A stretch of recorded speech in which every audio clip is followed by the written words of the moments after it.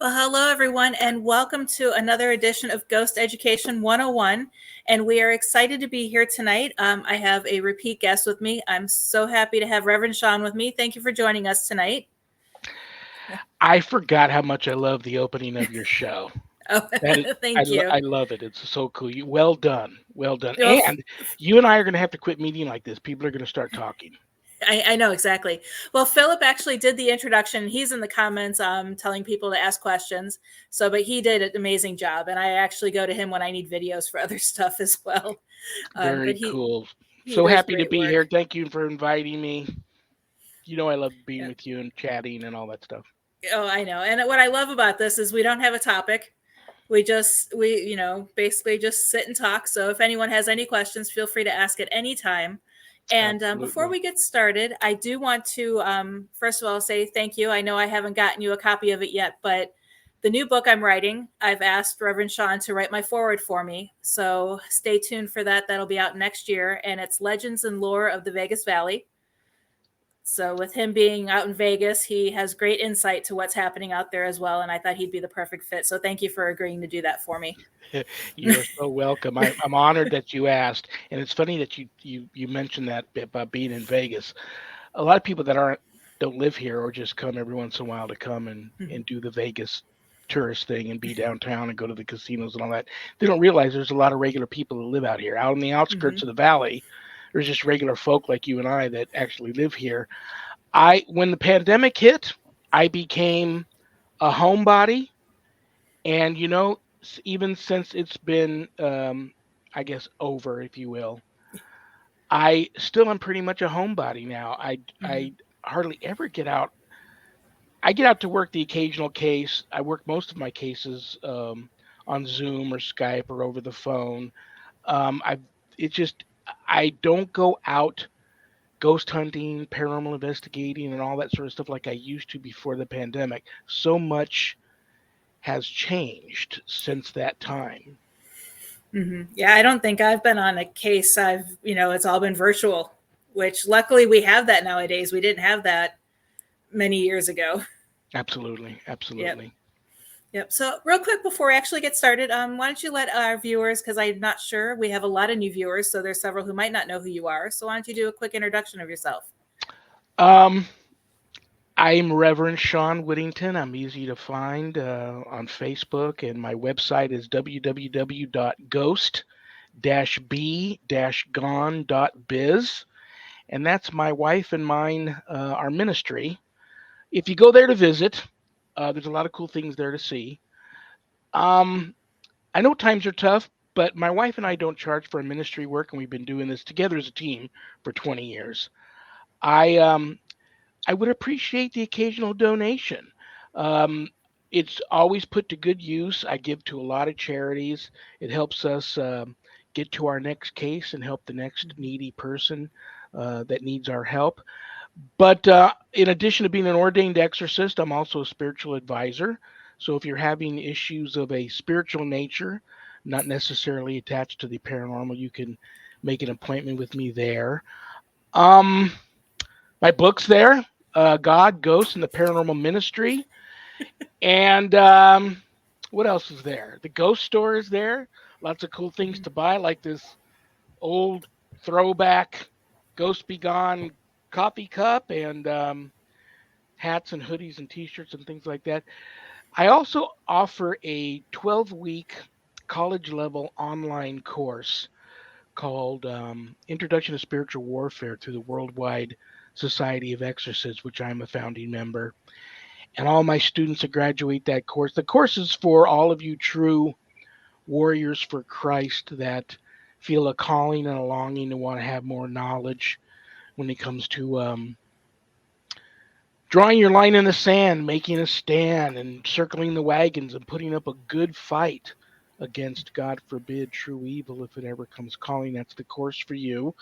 And all my students that graduate get a stunning diploma, certificate of completion, suited for framing, along with some other very special blessed gifts that you can only get from yours truly, the Rev. And that's my story. Been seeing ghosts since I was a little kid. Been ghost busting since I was about 10. My wife is a sensitive intuitive and also a Stephen minister through the Lutheran Church.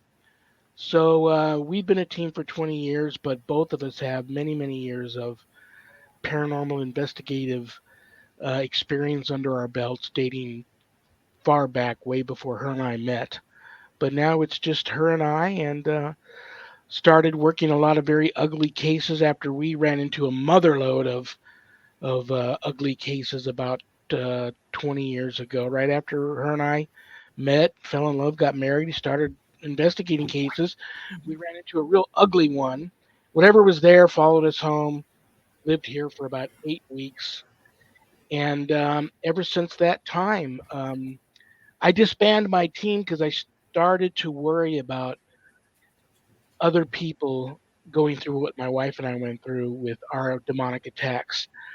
And I wanted to be able to focus more on protecting us, protecting our clients, Mhm. um, handling the business at hand without worrying about everybody else and dragging people into harm's way. So I eventually disbanded my team, but now it's still just my wife and that works good for us. Mhm. Yeah, that's always the hard part because you know you can't go alone to these places, but it's bringing other people in, and you just worry about their their protection and their safety, and that's where I have the problem because my team is my husband and my son. So and they go with me when I do investigations, so I'm not alone. And it's like I always worry in the back of my head about the two of them because there's that family connection as well. Yes, the especially like it's not so bad if you go to help people with Uncle Tom or Aunt Betty who are Right. still hanging around the house watching over the family, but freaking them out because they, you know, the making the noises and this, laying the smells on them and occasionally letting them see their apparition. That's one thing. But when you get into the darker cases, it's scary because they're like paranormal gangsters and they Mm-hmm. come after what you love is which is your family first. They always save you for last so that you can watch the suffering around you, and then they lay into you like gangbusters. So Mm-hmm. it can be a scary, very scary field that we're in. But people like us, we just have a passion for it, and we don't know why we were led down this path. Maybe you do. I don't know if I've ever asked you that story about you, and I'm going to ask you some questions too tonight. But Mm-hmm. That's fine. people like us, we just it, we're just led down this path, and Exactly. sometimes we have answers why, sometimes maybe not, but we know that we're passionate about it, so we do what we do. But there's nothing more gratifying than um, helping people that are Mm-hmm. freaked out. They're hanging over the edge of the abyss by their fingernails, emotionally, spiritually, you know, because we take it for granted sometimes that not everybody's like us. That a lot of Mm-hmm. people, when they're confronted by paranormal activity, ghosts, malevolent entities, the demonic elementals, even on their property, it can be a very scary thing, especially for the children. There's Mm-hmm. children involved, so it's very gratifying to help people through that.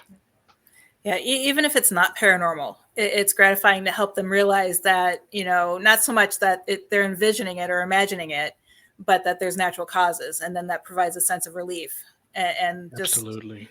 but the hardest thing, though, too, on the other hand, is it's so hard to tell someone that they're not haunted because they so badly nowadays want to believe they are. Yeah, I before when my wife and I were, and I have a list probably longer than my arm of cases I'm juggling right now, mostly all online. But the last couple of cases went on physically in our cars, got in them and drove there to these homes. A couple of times you'd knock on the door and the client would open the door and they would give you this weird look and they would look around you and they're all, where's the three or four big black vans and all the investigators and all the camera equipment and stuff. And Mm-hmm. we know right then that Yeah. they reached out. They might be having some issues, but they reached out for taps, which Yep. we're not. And so we Right. just say, listen, it's just my wife and I, and we're here. So we're more than happy to come in and see if we can help. But if you're looking for a team like that, I know some and I can put you in contact with them and we can do that. Mm-hmm. So we get that. We used to get that a lot too. Yeah, and the TV shows do make it difficult for us sometimes. Before we continue, there are a couple of quick things.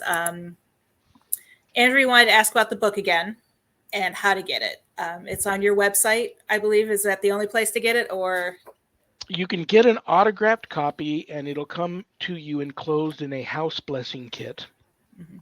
and that's off of the website. You can get it a little less expensive at Amazon. And yeah, that's the two spots, Amazon and the website. Okay.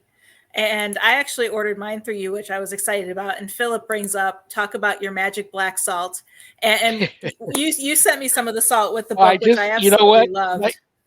Do I still have some of that stuff here? I was just re putting together my exorcism kit here, and I just made a fresh bottle of it. Nope, that's the oil. Got to have your holy oil. I just made a bottle of salt. Well, and it's Here interesting it too is. because when we moved to Florida, I sprinkled it around the perimeter of our new house, and I have a little vial sitting in our kitchen window with the sun catcher. Very cool. Very cool. Yes, salt is very important.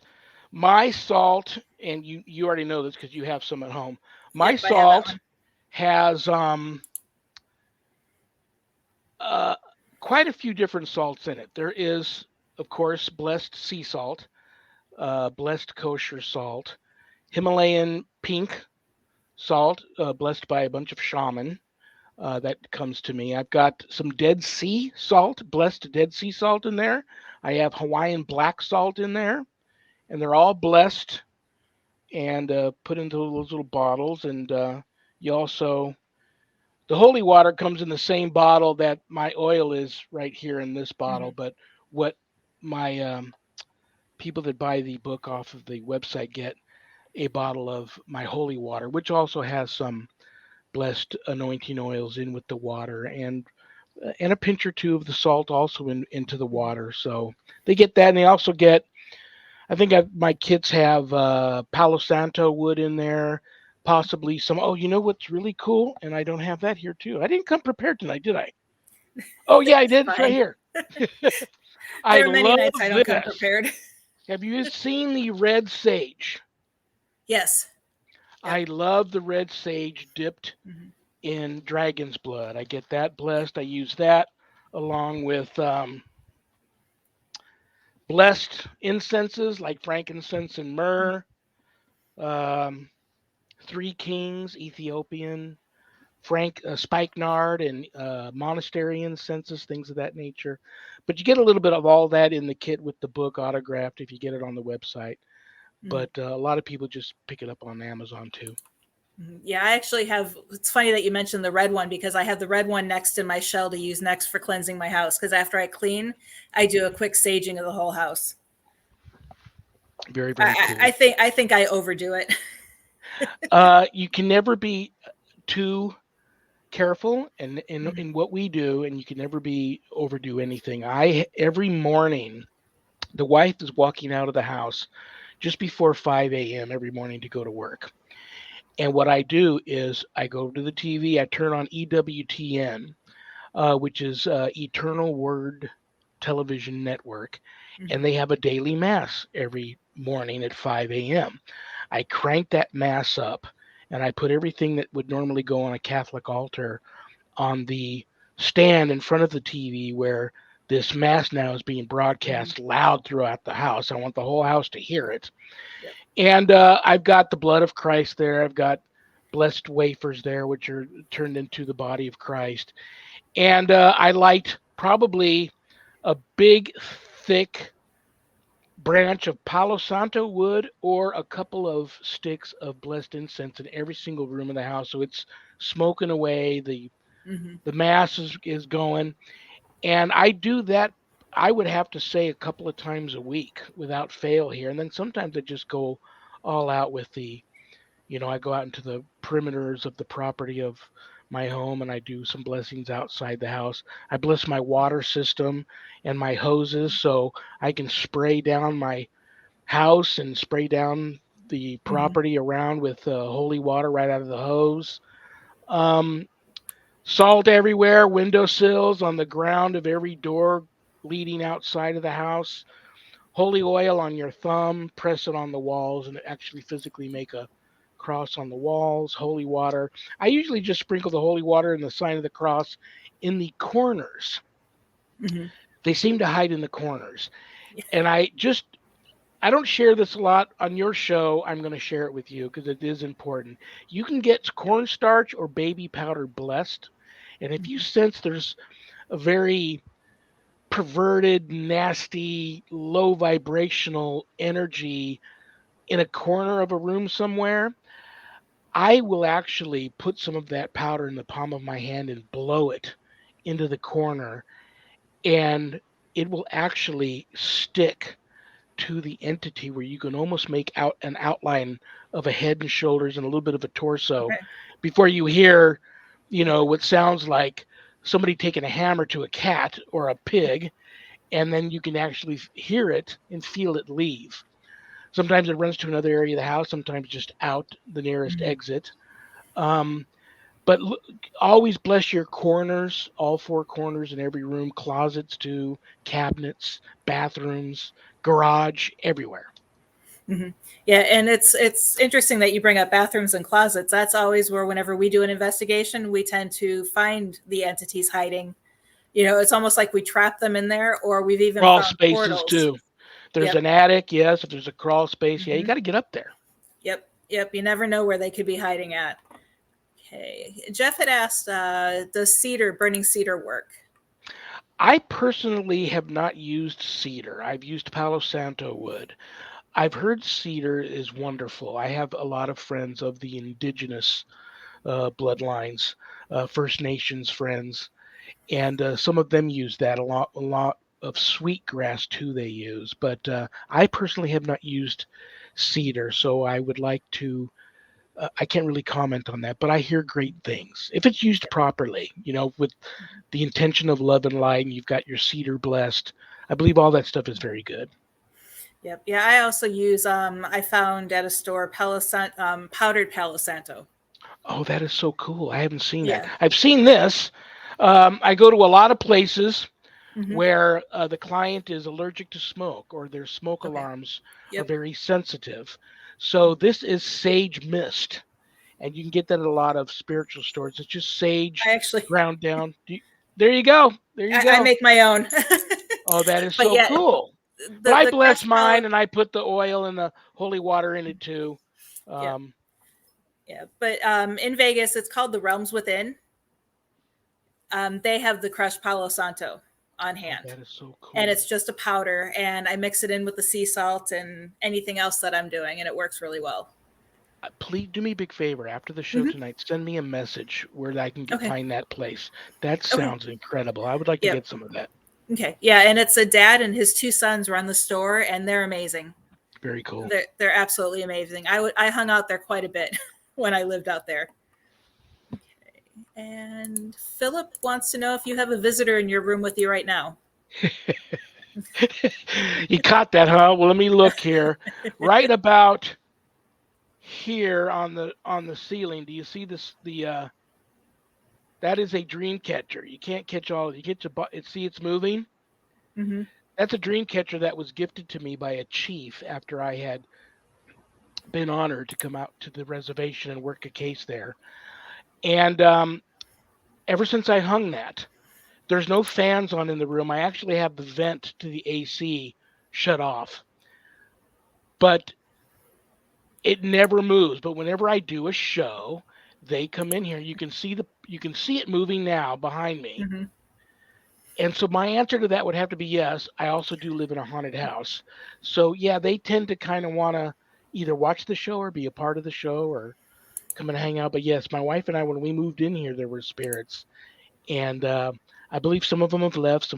Some have some new ones have come over time in visitation. I believe we get visitation from ancestral spirits here a lot, but you can also, you especially, know that what we do, we get a lot of hitchhikers following us home, and if they behave, I tend not to rock the boat. If it's Hmm. something of a malevolent nature or it's a trickster or something much uglier, I deal with it right away. But the ones that seem to just be in visitation and checking things out, and they're transitioning to wherever they're going to go next, I just I live and let live. Yep. Yeah. I actually had that. We had a spirit that followed us around. We would do practice investigations with the team I was a part of at the same location every month to train our new members and just to stay on top of things. And there was a shadow figure that was always there. And he would never really interact with us, but followed us to every room, and just kind of was, present. And when COVID hit and we weren't going to do our investigations at this location for several months, he started appearing in my kitchen, just standing there to check in on me, and once he saw I was okay, he disappeared. It was really weird. I have a question I want to ask you. Mm-hmm. You mentioned your team. I love that you Mm-hmm. train teams, new team members, and take them out and all that. That is so important now because a lot of my clients that come to me are these new up and coming ghost hunting teams that Mm-hmm. just saw it on TV, decided that looks cool. They go out and buy a couple of cameras, a couple of tape recorders. They go around with their friends trying to find the scariest, most ominous looking abandoned locations they can. They go in there. They find themselves at the wrong place at the wrong time, saying or doing the wrong thing. And many times, many of their team members will come home with attachments. Mm-hmm. So, having said that, I would like to know how you teach your students to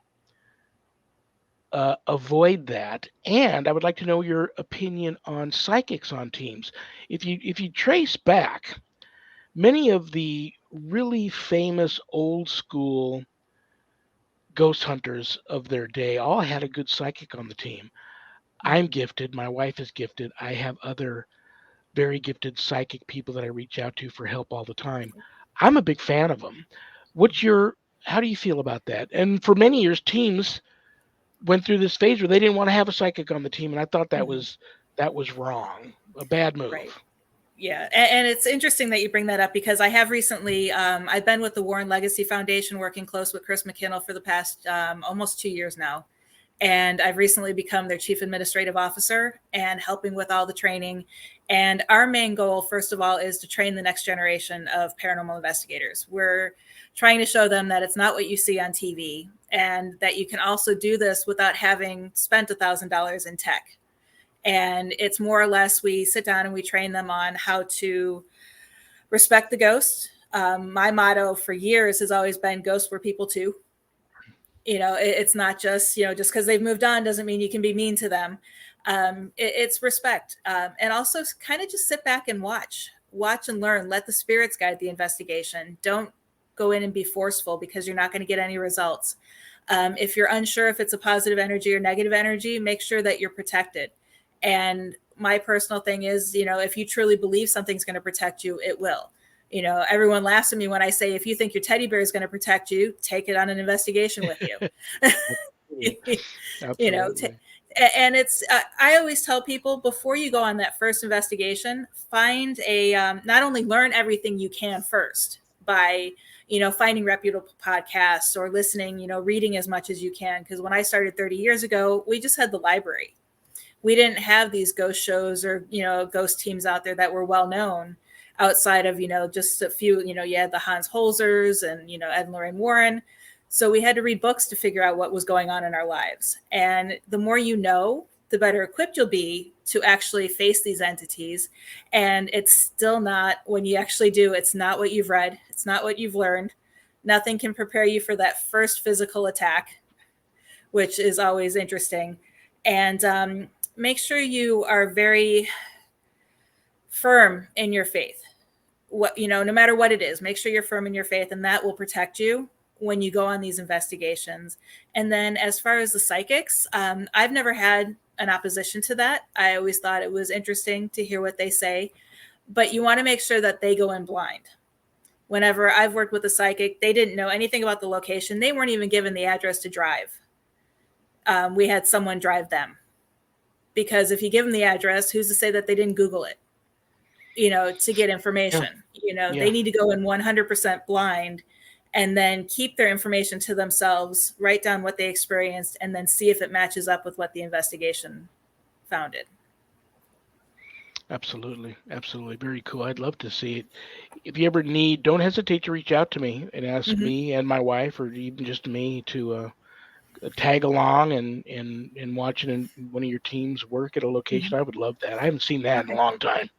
Right. Well, I do know I was supposed to be in Vegas this fall for my book tour, and I was going to be out there for a full month or 2 weeks to a month to do different book tours, events.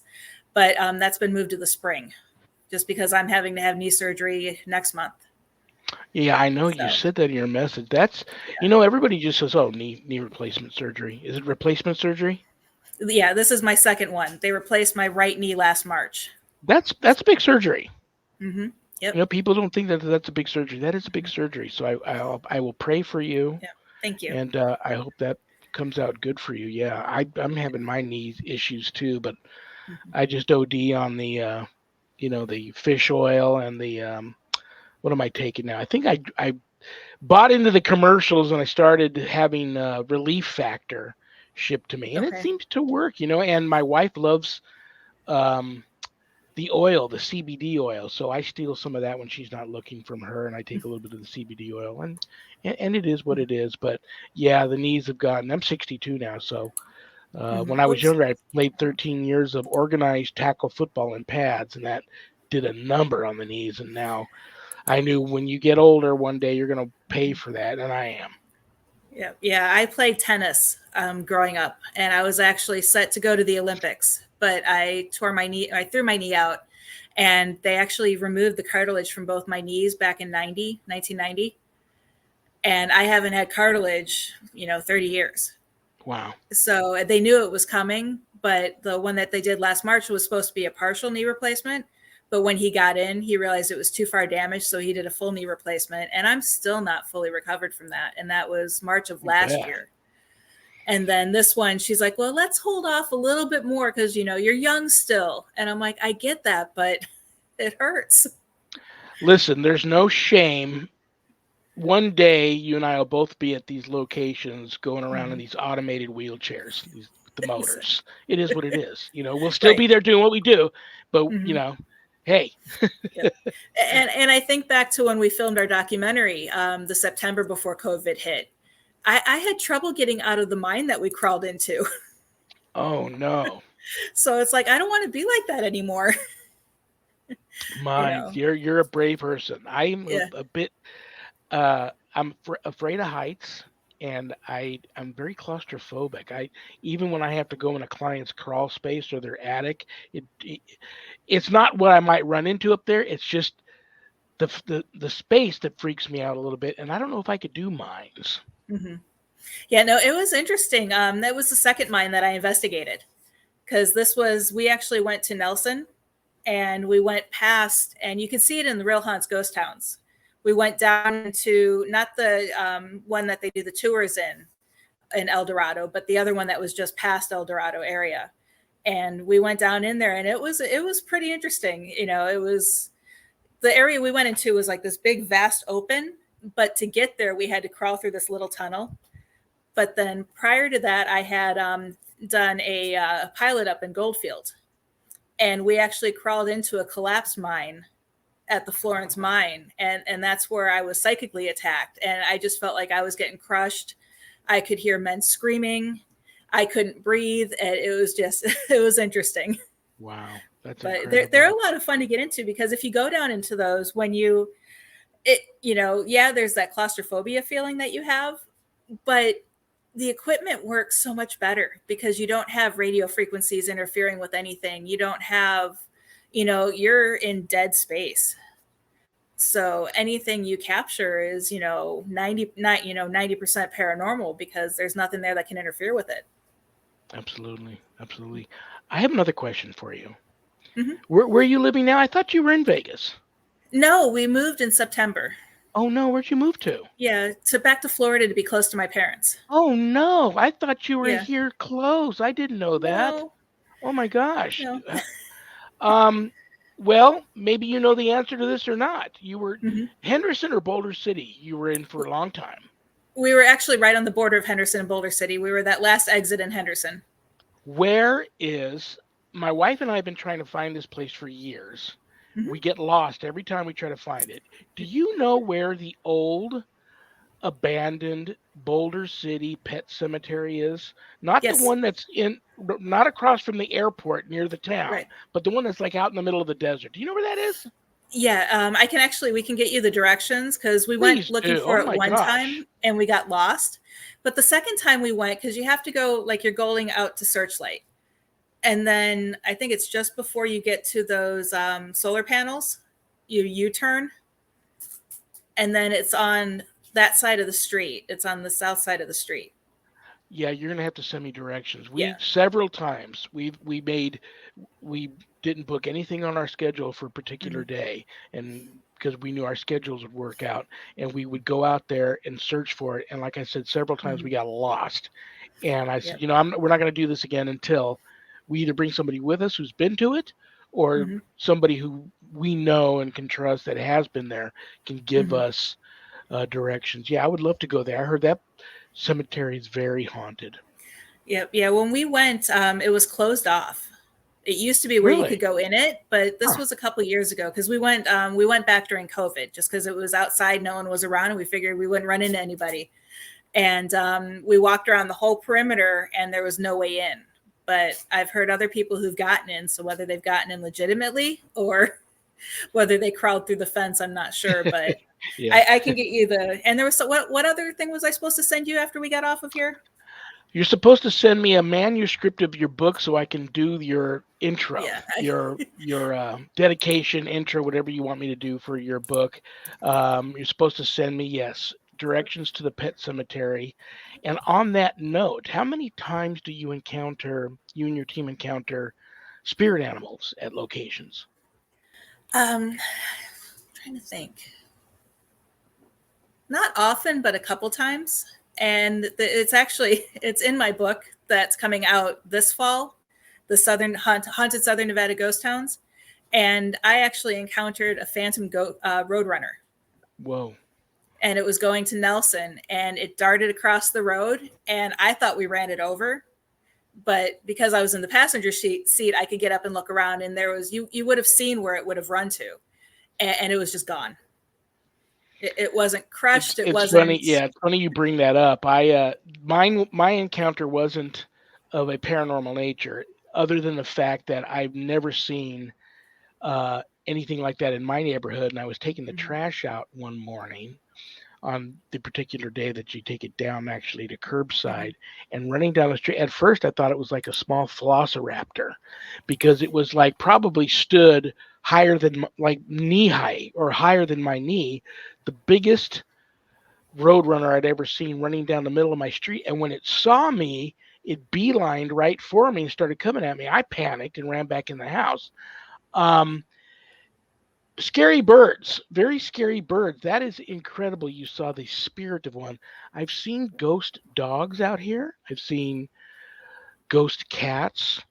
I've been on investigations where people thought it was the spirit of an animal in the home, but turned out to be a trickster, something more malevolent that likes to either pretend it's a child or an animal.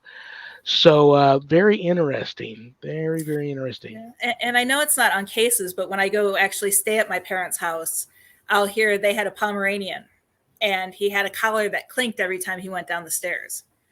So when we're sitting in the living room, I'll hear the clink, clink, clink, clink coming, and he's been dead 20 years. So, and I'll hear that. And then they had a cat that whenever we would come visit when we lived in Vegas, would sleep in the blow up mattress with me. And she died a few years ago. And the last time I was visiting, I felt a cat or some type of small animal crawl, push down on the blow up mattress and crawl into bed with me. And I was like, I rolled over, and their other cats were nowhere to be seen. And it was really interesting. Yeah, that also reminds me of a case where the woman that I knew that bought this home, she'd been in there a few days and realized none of the doors have door stoppers behind them. Hmm. they've all been taken away. So she thought maybe that they came in there to paint or do some Hmm. construction work and took them off the doors for some reason, forgot to put them back. So one day she's looking through the cabinets in her kitchen and finds this bag full of them. So she goes around putting them back into all the doors. And a couple of days later, she starts hearing boing, boing, boing, and these start boinging these door stoppers all over the house. We went in there, and the psychic medium went in there. She said, "Oh, you have a ghost cat in here that plays with the door stops, bats it with its paw." So of course she had to take them all out again and tried to get rid of that cat. We had it followed the lady everywhere in her car to the market, to work, everywhere. So we said, well, meet us at the pet cemetery, Craig Road Pet Cemetery. And there's so Hmm. many spirit animals out here. Maybe the cat will make a friend and decide to stay. Didn't work. As soon as we were done doing our thing there and the lady went back home, she called me and said, no, still here. I just heard it run across my floor, jump on my nightstand, jump on the bed, and I can see its little feet prints in the quilt walking over to me, and I can hear it purring as we speak in my ear. So it didn't work. So I failed at getting rid of the cat ghost. What do you do when you encounter anything special for the spirit animals? Not that I actually welcome the spirit animals. They offer, like at my mom's house, it's a sense of comfort knowing that they're still sitting there watching over us. It's Yeah, weird. yeah. I had a psychic that I didn't even know, doesn't know me. I was at the Highland Games with my wife out here at Floyd Lamb State Park. Oh, I love that Um, event. Walking around looking like Braveheart, got my family Hmm. kilt on and all that. And this woman doesn't even know me walks up to me and says, I don't know if you believe in this, sir. I don't know who you are, and I know you don't know me, but I'm psychically gifted, and I didn't let on to her who I was. She goes, I've never seen this before in all my life. And I go, what? She goes, you are being followed by the biggest pack of spirit dogs I've ever seen. And then it just dawned on me, I can never remember in my life not having a dog, and I was always one in the Hmm. family that seemed to be the closest to him and take care of him and stuff. So I thought that was so cool, and it gave me a lot of closure because when I'm not doing this, my day Hmm. job is a veterinary technician. So I love animals, and it reminded me of a famous saying. I think it was I can't remember the famous poet that wrote this. Maybe somebody out there watching does, but he wrote. Maybe it was Will Rogers. He wrote, "If there are no dogs in heaven, I want to go where they're at," and that would be heaven for me when I get there to finally be around all of the dogs I'd ever owned in my life. They're waiting for me, hanging out. That would be very cool. Hmm. Yeah, it's yeah. I'm trying to think because it's one of those things where it's like when you think about what happens to us after we pass, it's like, what if, heaven's not the place we want to go?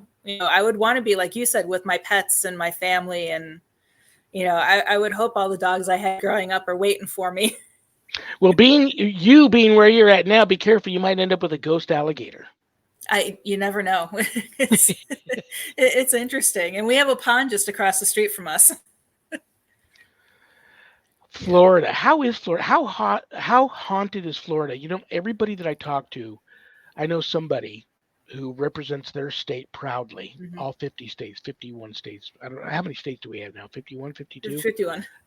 Um and they will claim, no, my state's the most haunted, and I have to tell you, ghosts and spirits are everywhere, but I do happen to know a lot of people down in Florida who tell me one story after another about these intensely, insanely spirit infested locations. A lot of history there, Hmm. and a lot of hauntings and haunted locations. Since you've moved there, do you get a chance to go out and do much of that? I haven't done investigations, but one of my favorite places to go is John's Pass. It's just north of St. Petersburg, and it's an absolutely gorgeous place. It's the old fishing village, and we do the dolphin cruises, and I'm sitting there on the dolphin cruises, and they're like, oh, and this building is X, Y, and Z, and I'm like, nope, that's the most haunted building in the area, and it's rumored to have da da da da da. And it's like, well, I should be giving my own tours, and we love, I love doing that type of stuff. And our next adventures, in addition to my Vegas book that I've just signed a book deal for, I have signed a book deal for Haunted Florida Lighthouses. Oh, very cool. So we're going to be going around to the different lighthouses and doing investigations there for the book. I love lighthouses. Do Yeah. you remember when the government was selling? I'm going back probably 20 Mm-hmm. years. Do you remember when the government was selling? You could buy a lighthouse, an abandoned lighthouse, for $1, but you had to prove that you were like a certified handyman and could keep Mm-hmm. repairs up and take care of the properties and stuff. Do you remember that? No, but I would become a certified handyman just to do that. I'm telling you, I wanted to buy one so bad. It didn't work out for me, but I Mm-hmm. love lighthouses. That would be very, very cool. But Mm-hmm. yeah, where you're at, how about this? And you knew this question was coming. Mm-hmm. How have you got the bug to want to hop on a boat and go out to the Bermuda Triangle? Oh, I would love to. You got to do it. Yeah, that's one of my things that I would just absolutely love to do. It's got It, to be in, it it's got to it's be on a bucket list. Yep, it's hesitant just because it's like what happens, but I've been to places that other people won't go to, so you know, I think I could handle that. And my parents actually live just north of Daytona, so we're actually over on the west coast, and they're on the east coast. So maybe the next time I go there, I'll find someone who has a boat and say, "Hey, let's go." Yeah, that would be very cool. And then you could Yep. write another book. Mm-hmm. Yep. That's my goal. I have more fun researching than the actual getting out and investigating. So I know enough people who do, I'll handle client cases if I have to, but lately they've just been so heartbreaking for me. Like the one that I reached out to you for help, the one in Vegas. It was just so heartbreaking to tell her there's no paranormal activity there. And yeah, it was just sad. That Yeah. one took a toll on me. Yeah, that it does. This field Mm-hmm. does. Sometimes you just got to take a break from it. Sometimes it Mm-hmm. doesn't allow you to take a break. You have to sometimes Yep. put your foot down and say, "No, I need a break." Because if you're Mm-hmm. if you're ready for one and need one, then you're no help to anybody. You go and work another case, and your heart's in it, and Mm-hmm. you're there, but it's not the same. Sometimes we really need to you know, take a couple of months and lay out, in your yard and under the Mm-hmm. full moon for a few nights, or and just Yeah. re-energize. Yeah, exactly. And I think that's what writing these books this year will do for me. So my knee surgery couldn't have come at a better time. Absolutely. I wish you the Since best with that. That's oh rough. That yeah, is really rough. like I said, I'm just looking forward to getting it over with. We do have a few questions before we fall too far behind on those. Sure. So what do we do when entities hit your mattress several times in a small apartment? That actually reminds me of a story, and if my husband's watching, he's going to kill me for sharing it. Run that question past me one more time. What do you do when entities hit your mattress several times in a small apartment? Hit it, or are they moving it and tossing it? I'm going to answer It, both. yeah. Just you have to deal with the ghost. Get somebody in there that just can confront this entity and find out what it is, what it wants, and figure out a way to get it to go where it belongs and stop bugging you. Um, if it's flipping your mattress around, I have had I've heard some of the craziest stories about attachments to items before. I had to once get rid of a possessed pillow, of all things. Every time the client that owned it before she gave it to me, you'd lay on it, you would hear chanting and stuff going on in the pillow. Had to get rid of that. Um, I have known many exorcists who have performed exorcisms with it's the classic scene with a client strapped down to a bed and had to get rid of the mattress afterwards because the negativity uh, that's now laid and attached and infesting that Mhm. mattress, you just got to get rid of it. So if this person that asked the question is just having a spirit that's hitting the mattress, yeah, you got to deal with the spirit, find out Mhm. what's going on there. But if you think it's an attachment to the mattress, looks like you might have to get rid of the mattress and look into a futon or just start sleeping on a sleeping bag. Mhm. Yeah, and this reminds me, it was probably 10 years ago. It was before we moved to Vegas in the apartment we had. And I knew we had a spirit. I called him George. But he was just this older guy, really tall, was always wearing overalls, was always barefoot. I assumed he was the farmer or the Orange Grove manager of the field, because where we used to live was a former Orange Grove and plantation. And he would just, I'd see him dart in from the front door into my son's bedroom, which was right by the front door. And I'd smell his, cigar smoke in the apartment. And I would always be like, George, we don't allow smoking here. Stop instantly. Husband thought I was crazy. He's like, no, he goes, you're just looking into it because of the stuff that I researched. And I'm like, whatever. One night we were lying in bed. I was reading a book. He was watching TV. And it literally felt like someone was walking past our bed and hit their shin on the bed and bumped the bed and moved it a little bit. And he immediately grabbed the bed and got white as can be. And he's like, what was that? I'm like, that was George. And I'm just like, and in that case, he wasn't malevolent, didn't feel a danger or anything from him. He was just there. It was like he was doing his own thing, but it's interesting. But I mean, my suggestion is just, at night, I say ignore it at first to see if it goes away. Yeah, that's a good move too. Usually, when they start getting that physical, usually they don't. They usually don't escalate. They take it to the next level if you try to ignore them. Sometimes it works. Yeah, because I know. I mean, and I always think it's just in my mind sometimes. At least that's what I like to tell myself, because I always say that no spirits, that are negative are allowed in my home. But that's just me keeping my own peace. But I'll feel like the bed's moving, and it's like, is it really moving, or am I thinking it's moving? And then I just ignore it, and it eventually goes away. And it usually happens after an investigation or when I'm overly tired is when I'll notice that. Okay.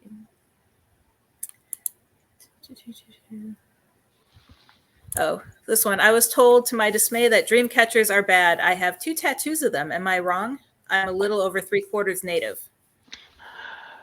I love them. I have several different types. Most everything I have has been gifted to me. I love them, especially if she's of an indigenous background and she's got some indigenous blood flowing through her veins. That's right up her alley. She should have some of that stuff around her all the time. But I'm personally a big fan of dream catchers. Yeah. Okay, and then Christopher wants to know: do you think the Ovilus is reliable?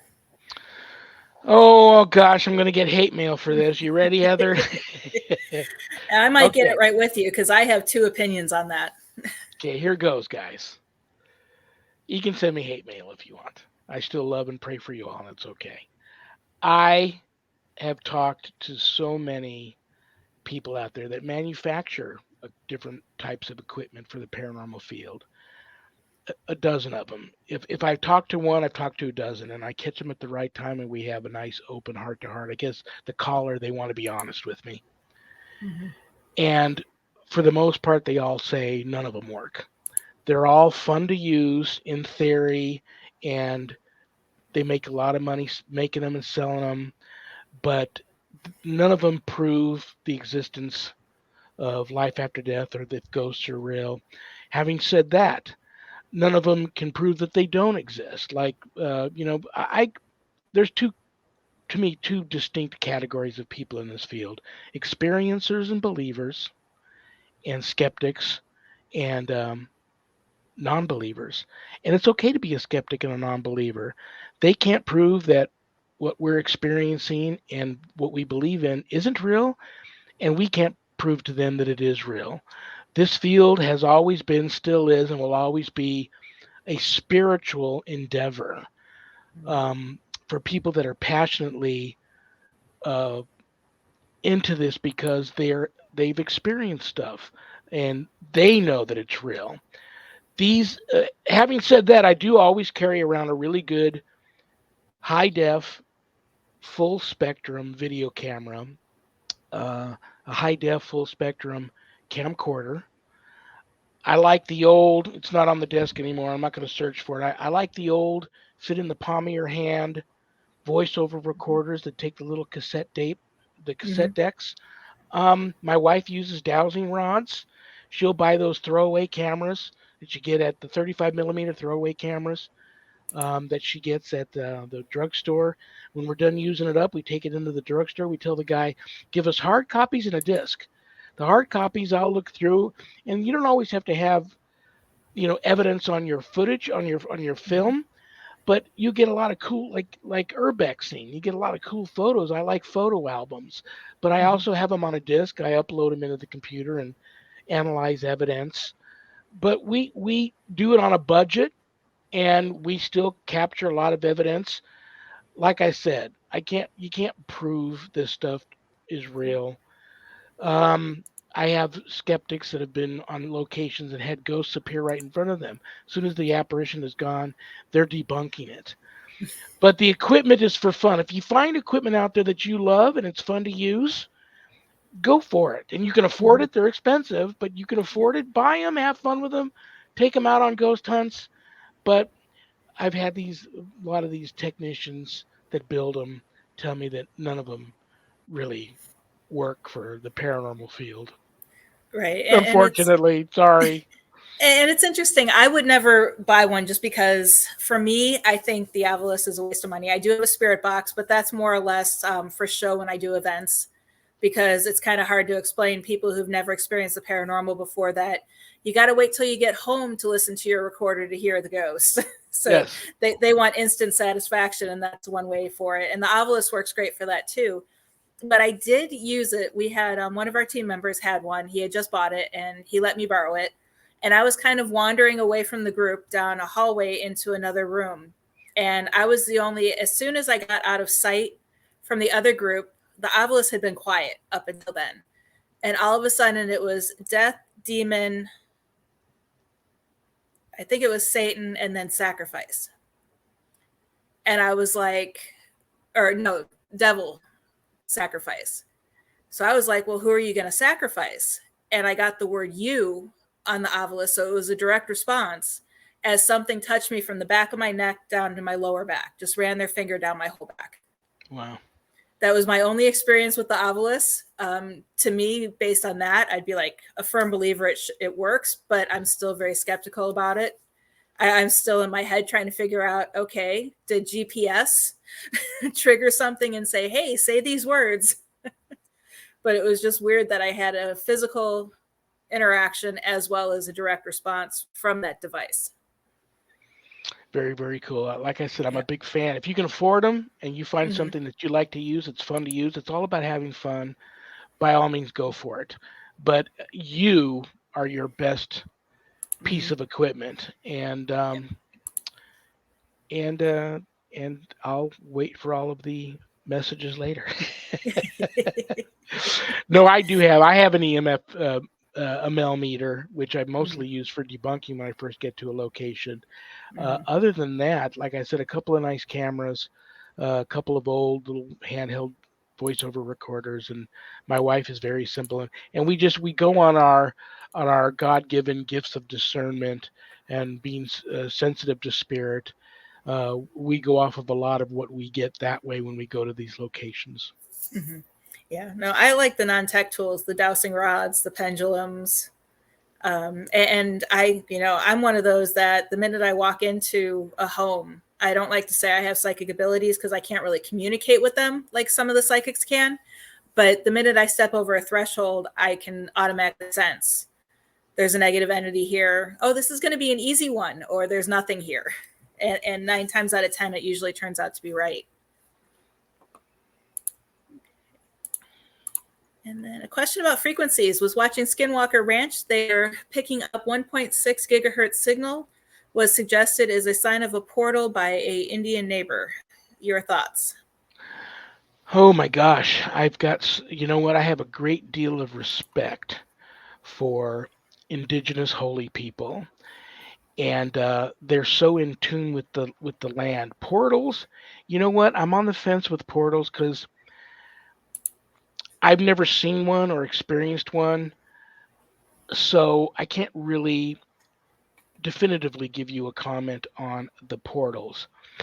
Mm-hmm. Having said that, I have had many indigenous people reach out to me and talk to me about portals on their reservations. Now, I worked a case. Do you remember before you moved back to Florida, there was the extreme hiker out here who he would go out on these massive hikes out in the middle, like by Area 51 Hmm. and other places where people just don't go on his own. And he came back and told this story of a portal he found and that he was going to go back and investigate it more. And he wouldn't tell anybody where it was at. Then he goes back out on this hike and he disappears.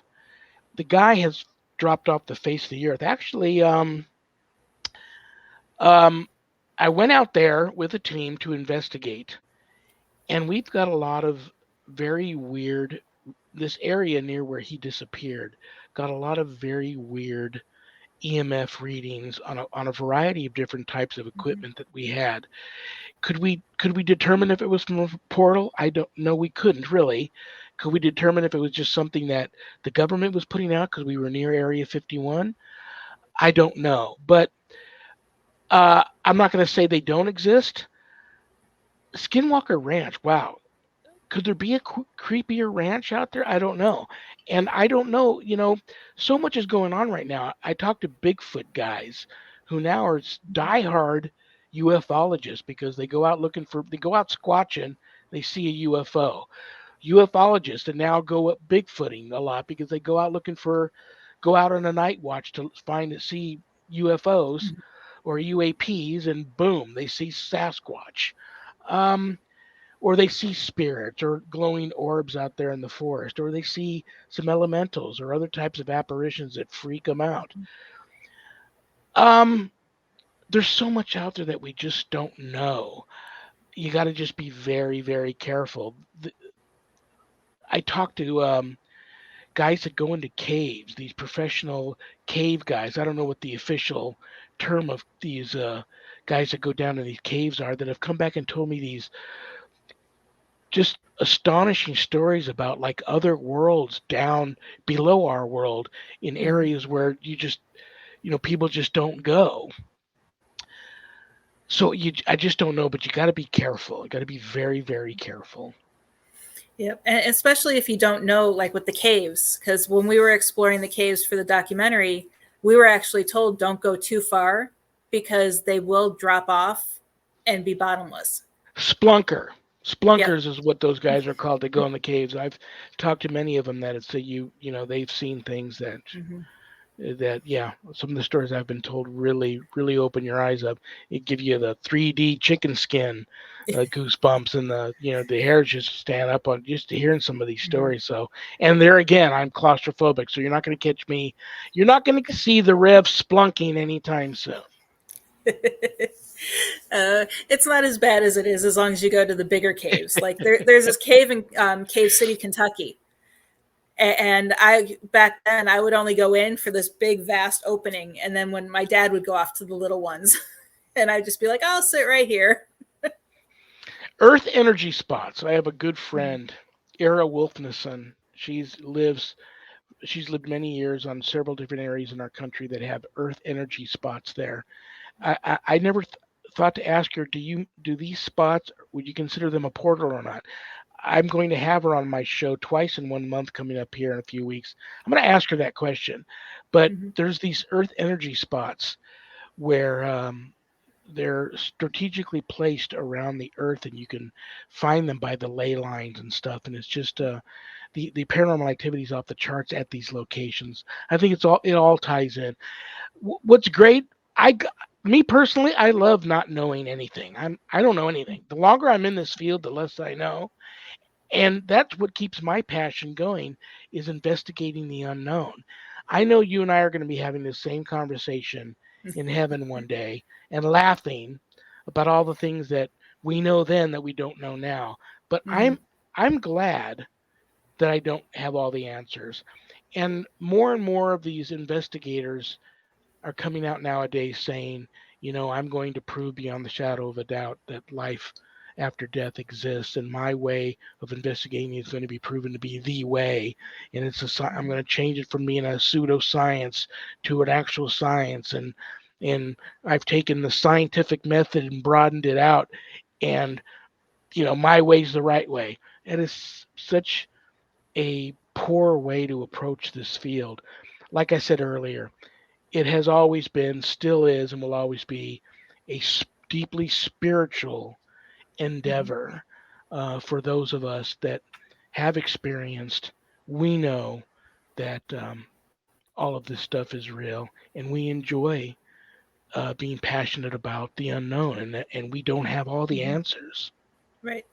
And it's that's what keeps me going because even though my ultimate goal would be to see the field have some form of, like just basically almost not really a code of ethic, but just kind of like a formula that we can use. That if you're going on investigation, our own scientific method that's designed for the paranormal field. Because the scientific method, it works great, but you can't really use it 100% because you can't ask spirits to act on command. Yeah, So, you can't retest your hypothesis in this field. But if I we, want to be groundbreaking. I ask them all the time, spirits. I say, could one of you just come down once and let me interview you on one of my shows? right, And let's just one time, let's get it over with. I yeah, won't have to do any more shows. I can check off all the boxes on the list and be done. hmm And but you're right, that's not going to happen. right. But if we could come up with some sort of method to where we could all get along, all conduct ourselves in a professional manner, then people aren't going to view us as, quacks, and I think And that's the problem with the I do field. get many people out there have reached Hmm out to me, and quack is putting it nicely. Some of the words that have been thrown at me. And I could be crazy. hmm I talk to a psychiatrist once a month, once every couple of months, have a nice hour or two conversation. In addition to being a psychiatrist, this person has known me since I was a little kid. hmm So, and I always tell her, listen, let's just talk. And by the end of the conversation, if you tell me I need to, not quit my day job and probably should put the crucifix and the holy water down and give it a break for a while, I will do that. hmm Because the last thing anybody that has the demonic in their home needs a crazy exorcist come into their house. But you're right, the drama, oh my gosh, there again, it has always been, hmm still is, and will always be drama in our field. I avoid it like the plague. I don't care how much I get attacked, who comes after me, what they say about me. hmm I just I don't feed into it. I do not. And if everybody took that approach, maybe eventually all of the people that are all about just drama, drama, drama, maybe we would get them out hmm of the field because it's just not healthy for us. You're right. I wish we all could just get along. I'm doing my part. Um, but yeah, you're right. It's just I wish there wasn't so much drama in the field and there weren't a lot of people in there that are out to just really just fuel hmm that fire. and that's the problem with it. I've seen so many people get territorial, spread false information on top of it all, and it's just some of the. I mean, even some of the shows. I just I watch the shows like they're comedies because I'm I just laughing. I haven't watched one in a long time, and that's just being honest. hmm Um, it's just not my thing. Yeah. Um, it is what it is. hmm Yeah. No, I watch it to get the locations, and then I research the location to see if it's really haunted or if they're full of crap just for ratings. My wife and I, true story. My wife and I worked a location here. It was an old mansion in one of the oldest areas of old Las Vegas, where back in the day, like the 70s, um, the richest people here in town lived in this gated community. And, musicians, actors, hmm actresses, mobsters, you name it, casino owners. And this one, the richest copper baron of the time, I won't mention his name, built this mansion there. And a friend of ours who was a real estate agent reached out to us and said, every time we go into this place to do a walkthrough with potential buyers, whatever's there acts up and scares all the buyers away. I need you and your wife to come in and check the place out. So my wife and I, we went there, oh my gosh, 8, 10, 11, 12 times in a row investigating this place. Came up with some of the most incredible footage you'd ever want to see, film wise, stills, EVPs, you name it. Um, and a lot of them followed us home, gave my wife a lot of information about the place where we would go back and we would find these secret compartments or these items that this particular spirit wanted us to find. Long story short, I decided this case would be a great case for Ghost Adventures. So I'm going to reach out to Zach and tell him about it, which I did. Mm-hmm. How he knew about this location, I don't know. But he says, "Oh, I'm very familiar with that home. I'd love to get in there. Can you get me in there?" Well, the gentleman that currently owned the home that was selling it, the rumor had it. Well, first of all, he was a very old Italian gentleman from the old country, and the rumor had it that he was connected. And I just knew how the guy was, having been there many times, that he probably would want to know what's in it for me to let this film crew come in here and spend a couple of nights here filming for a show. So I told Zach about the location. He said, "Well, listen, if we do this, I want you and your wife to be a part of it too, because you guys have been there so much, and you know the place like the back of your hand. You've captured evidence, yada yada yada." And I said, "Listen, let me just give you a heads up. This guy that you're going to talk to that owns the place, he's probably going to want to know what it's in it for him, because that's Mm-hmm. just the kind of guy he is. But it would be whatever you want to put on the table would be worth it, because it's going to be a great location for your show. Yep. And my wife and I would like a little financial compensation for getting you in there, because we're just hardworking blue collar people that survive from paycheck to paycheck. We don't charge for our ministry work or helping people with their paranormal issues. We would like, a little financial help to be a part of this." 2 seconds after I finished that spiel, he said, "You know what? I've decided I don't want to investigate that location. Thanks." And I just got hung up on, basically. For the longest time, I thought maybe I committed some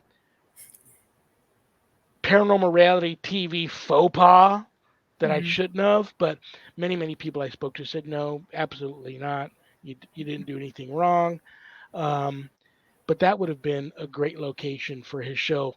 Having said that, I'm happy to report eventually they got, after many investigations and talking to the spirits and getting them to calm down and chasing out one that was holding many human spirits there captive, a very ugly, malevolent spirit, chasing it off the property. They got an owner in there to walk through, and all the spirits, not a peep out of them. They gave this person such a warm, welcoming feeling. Person signed the papers right on the spot there and bought the home. And last I heard, even though they've done even a lot of construction and renovating there, no issues whatsoever. Happily ever after. So that's the kind of that's the good side of what we do. Yeah, exactly. It's always nice to make a home comfortable again, because I know there was one home that we did. I used cascaria to bless the home, and you could feel a difference. I mean, we didn't touch any of the lights after we got in there, and we finished the investigation, turned all the lights in the home, and then I did the cleansing when the lights were on, and it actually felt brighter after doing the cleansing. It was a refreshing feeling. And even the homeowner was like, "Wow, this feels good." You don't realize the feeling until you're a witness of it. You don't realize that you were looking around, and it was like you had sunglasses on, and like Mm-hmm. you were almost walking through soup, and that you were even having, not difficulty breathing, but shallow breathing. You don't even realize this until you get this low vibrational negativity out of there, and all that love and Mm-hmm. light comes, and all of a sudden you can see things you didn't see before, can take in a big deep breath. um, it's like you fell face first into a bed of flowers, wildflowers, and it's just you're almost like you're walking on eggshells, walking Mm-hmm. on pillows. Whereas Yep. before, you realize, wow, I didn't even realize that it felt like I had a backpack on walking through this place. It's incredible. I love that feeling. Yep. Yeah. It was either we're not sure if it was the cleansing of the home that made it feel brighter, or my yelling at the entity like he was a 2 year old, because Probably he both. he attacked me when I was in the process of cleansing the home, and they had a window, and I was laying the cascaria along the windowsill, and it was a window next to the tub, and this thing just picked me up and flipped me in the air and threw me down, almost like they swept my feet out from underneath me. And I stood up and I just started screaming at it. I'm like, we don't do that. That's not how we play.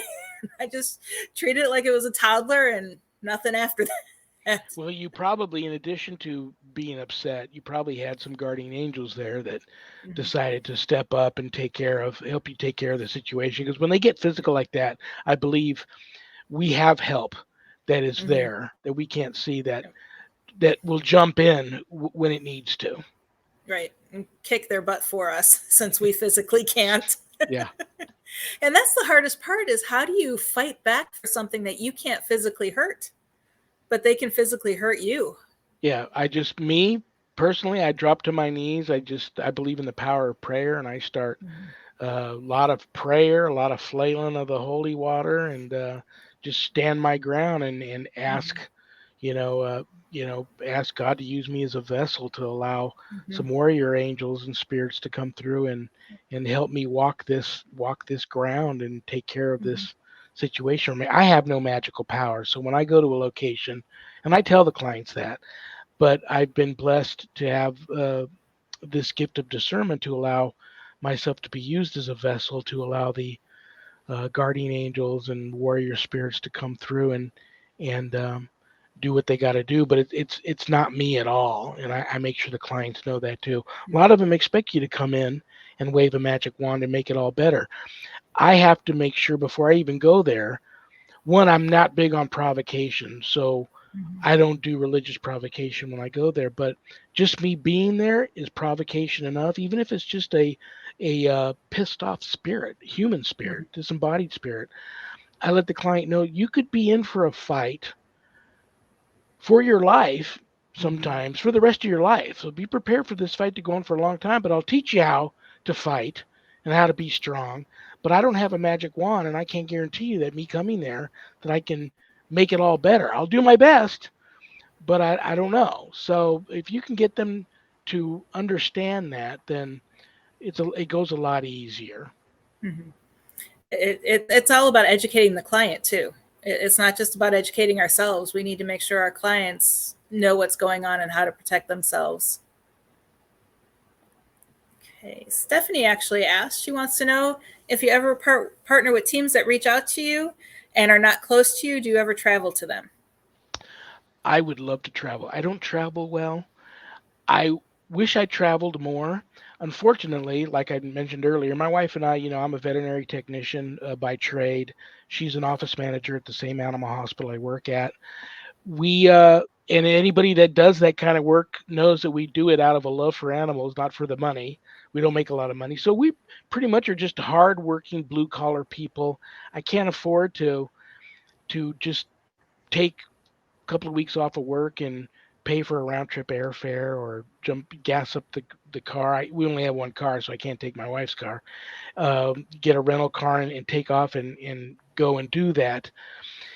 Um, if they would be willing to pay for my round trip airfare and put me up while they're helping with the case and I can get the time off, by all means. But I can pretty much look into my archives of lists of teams around, and if somebody reaches out to me from another state, if I can't get there, I can pretty much find somebody close enough to them to get them help. But if somebody, if I, like I said, if I can if I'm really needed, and it's happened, if I'm really needed and somebody can afford to get me there and take care of me for the short time I'm there trying to help, I'm game. I'm totally game for Mm-hmm. that. Okay, so we'll have to get you down here for Florida. So I'll need to get a case. Well, have the boat ready too, because after we're done, you'll owe me a trip out to the Bermuda Triangle. Exactly. And no alligators. I don't like alligators. No, no, You, no squatching for the skunk ape for no, me in the swamps. no, no. But that to me, that's just dirty. I'll go into caves, but I won't go into swamps. Um, Joe wants to know if you find any particular time of the year to be more active. That's a great question. Me personally, no. It's 24/7 all the time. Um, So for me personally, no, but you'll talk to a lot of psychic mediums that will say, a lot of them talk about Halloween, the veil Hmm. being the thinnest between the two worlds, as it is all year round at that time. For me personally, the types of cases that come across my desk, it's year round for me. Right. And I don't even think with Halloween that it's the veil thinning. I think it's because you have people playing around with stuff they shouldn't because it's Halloween. That too. They're opening portals and doors that they don't know what to do, Ouija boards, going to cemeteries, and they're opening themselves up to a lot more. And it could be 6 months to a year or to even 2 years after they do that before they really start showing any signs of being affected by paranormal activity, because they lay in Absolutely. wait. they Absolutely. Yeah. they don't attack right away. Absolutely. That is a great point.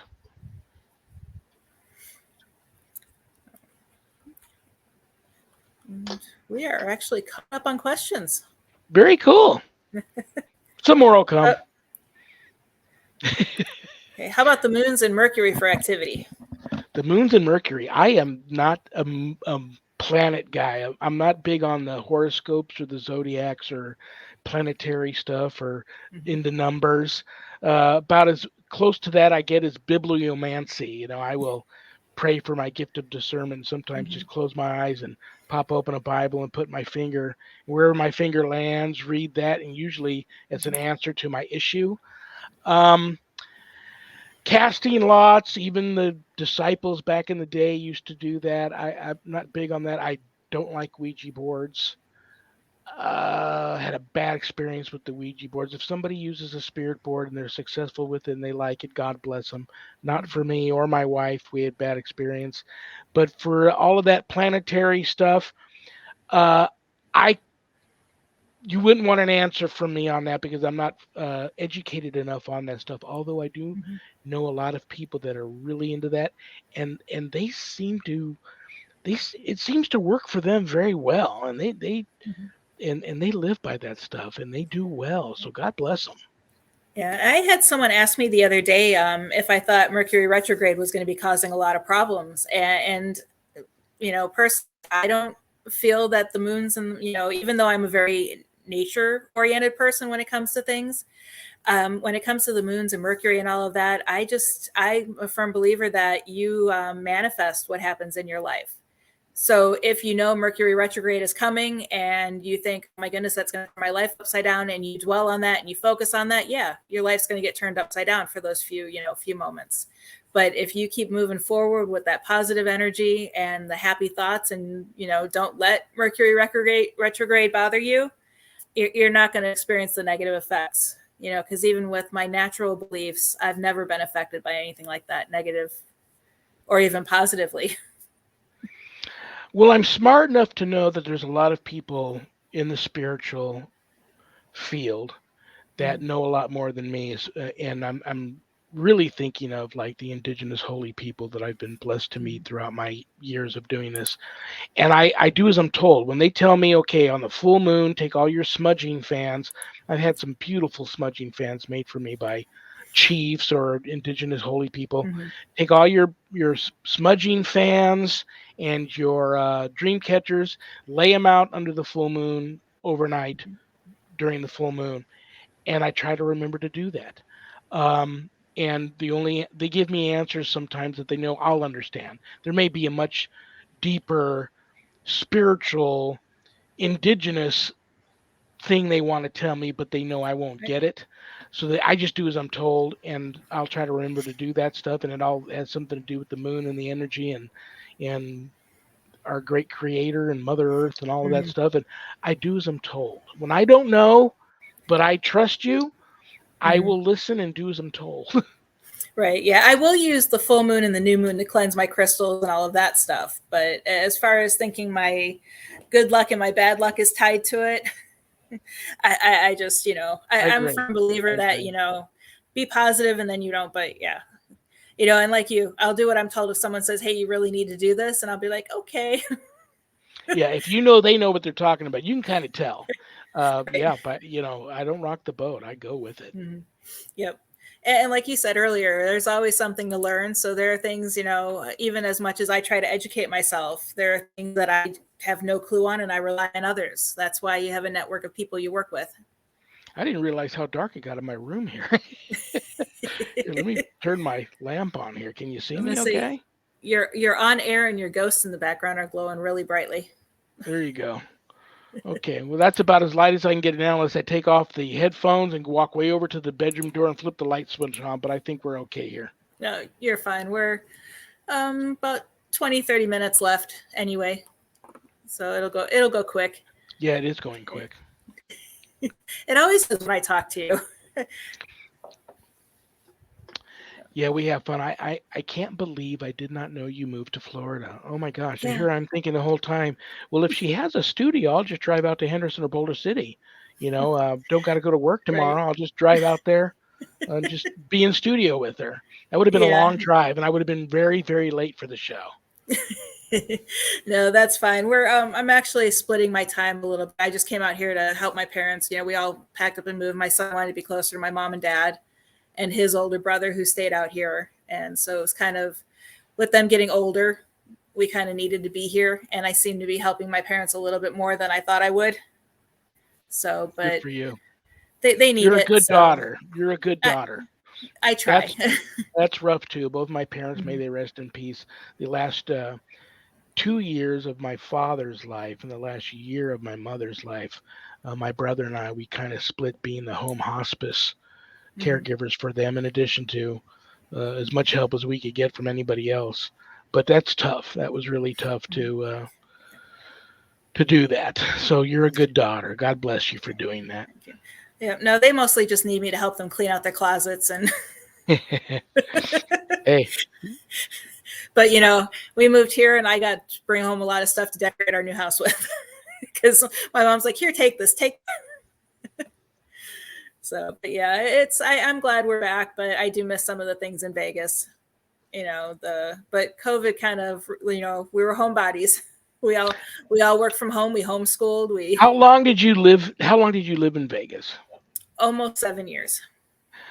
My wife's been out here. Have I been out here? I've been out here over 30. She's been here over 40 years. Mhm. Um, and I talked to many people that have been here longer. Do you remember ever seeing Vegas, ever knowing a time in Vegas the way it was during the pandemic? It was like a ghost town. Vegas.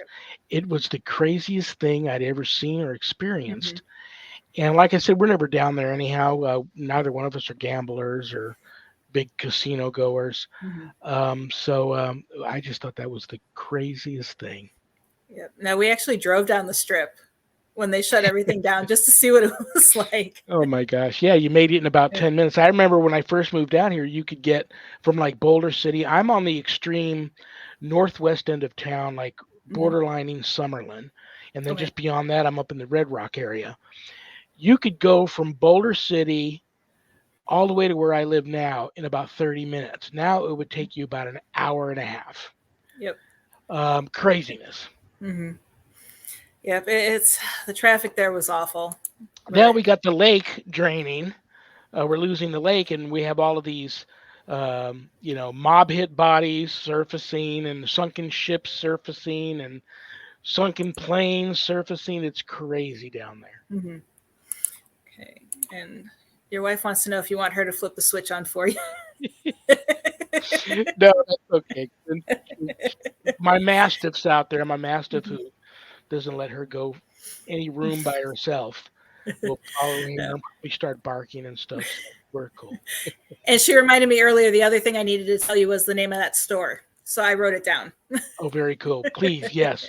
We've got one. Of course, everybody that has been here or lives here knows of the psychic eyes. Haven't been Mm-hmm. into a psychic eye in a long time. A young lady, a very gifted Reiki master, opened up a spiritual shop just around the corner from us. When we get a chance, we love going in there. But I'd Mm-hmm. love checking out that store Mm-hmm. that you went to. We Yeah. we get into that sort of stuff. Mm-hmm.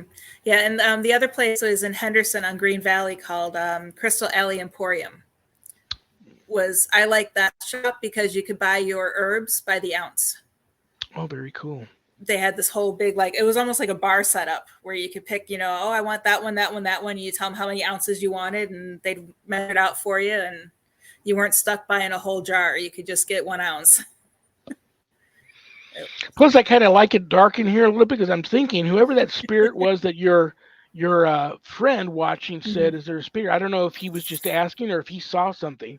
If he's gifted He and saw something, he is, and I we think might he said see it was some. an You older might see some. woman. Keep your eyes. That would okay. That works. I know who that is. You keep your eyes open because you never know what you might see. I've had people go back and watch certain shows. My show, I upload. It's live, but then I'll upload it, and it'll premiere at midnight on my YouTube channel. But I've had people come back to me and say, I just noticed this, and I'll go back and look at the show and say, wow, that person don't good eye, and I'll then notice it myself because Hmm. I'm looking at the camera. I'm not looking, and sometimes things will happen behind me, and like my Yeah. book, there's a picture in my book. You've seen it of the, I don't Hmm. know if it's a little girl or a little boy. Um, and I've had many readers that have gotten the book from me. Not, I think maybe one person that got the book on Amazon reached out to me, but several who have gotten the book from me because I have a stack of author's copies here in the home. Hmm. Autograph them, put them in the house blessing kit, mail them to the person that have reported seeing that apparition that's in the book in their home after they've received the book, which I find absolutely amazing. So yeah, I've had one or two people have watched shows here.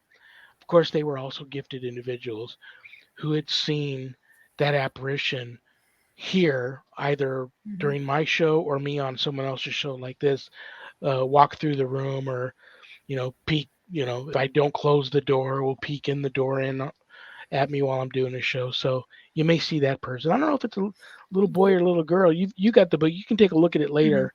Yeah, I'll have to Um, look at it again. I remember seeing it, but I didn't look too closely at it. it's the picture where the apparition is looking up at me from the Hmm. floor, and I'm in a ladder looking into a loft. And I sensed something. I turned around. I didn't see it at the time. Actually, where the apparition appeared, it looked like a cloaking, almost like alien or predator like cloaking, light anomaly for a moment. And I took the photo, and then he or she showed up in the photo. The apparition is actually powerful enough to cast its own shadow. And Hmm. my wife will many times walk through here going to the master bedroom to go to the master bathroom. She has to walk by the office here and will peek in to make sure I'm in here so she doesn't disturb me in the bathroom. And many times she'll see me sitting right here working at my desk, go into the bathroom, and then there's the real me sitting in my whatever. I know that's TMI. I'm in the bathroom, and she'll go. You were in the room. I'll go. No, this is me. Touch me. I'm real. I'm here. We will then see the apparition that's in that book walk out of my office all the way down our hall across the living room. My dog will even see it. She'll follow it and we'll hear it go out the back door and it's gone. But I Hmm. don't feel any I like I said I have this gift of discernment where if it's something I should really worry about, I will sense that. And we don't get that Hmm. feeling from that apparition. But for lack of a better term, I'll call it my doppelganger. I don't know if it's my doppelganger sitting here, but that's always followed by seeing the apparition Hmm. that's in that book walk through the home. It's and why this thing attached to us and followed us home from this location. This location is in the middle of Death Valley, and it's not open to the public. So I found it amazing that that entity followed us home and then attached to some of the books here and appeared to some readers. Hmm. Amazing. Like I said, the longer I'm in this field, the less I know, and I kind of like that. That it keeps Hmm. my passion going. Yep, exactly. And Philip said that it was a female white hospital type gown, gray frizzy hair, thin and very agitated. Okay, I'll probably have to handle that later. Um, Yeah, and it's funny. I'm not going to give the name out, but my wife and I, the animal hospital we both work at, is rumored to be haunted. So, You go to put in a good day's Mhm. work and come home, and you might have something follow you home from work. So in our Mhm. field, it's everywhere. We've grown to just be accustomed to it and deal with it. Yep, I love antique stores, but I have trouble going into some of them.